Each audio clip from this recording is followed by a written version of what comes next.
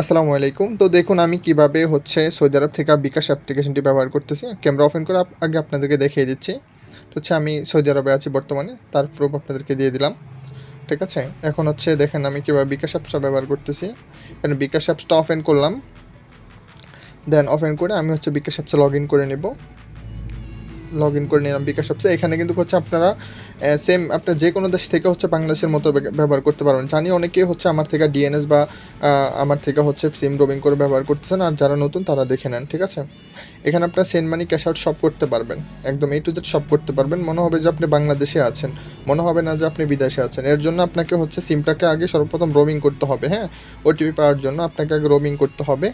তারপর হচ্ছে একটা ডিএনএস কিনে আপনারা হচ্ছে বিকাশ অ্যাপসে লগইন করতে পারবেন। ওকে? দেখেন আমি এখান থেকে সেন্ড মানি করে ফেললাম অলরেডি। ঠিক আছে?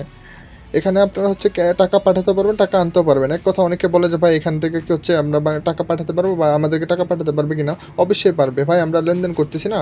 হাজারো মানুষ লেনদেন করতেছে। তো যারা বুঝেন না তাদের জন্য এই ভিডিওটা। এখানে একদম সেম আপনি বাংলাদেশের মতনই অপশন পাবেন। বুঝছেন? ধন্যবাদ।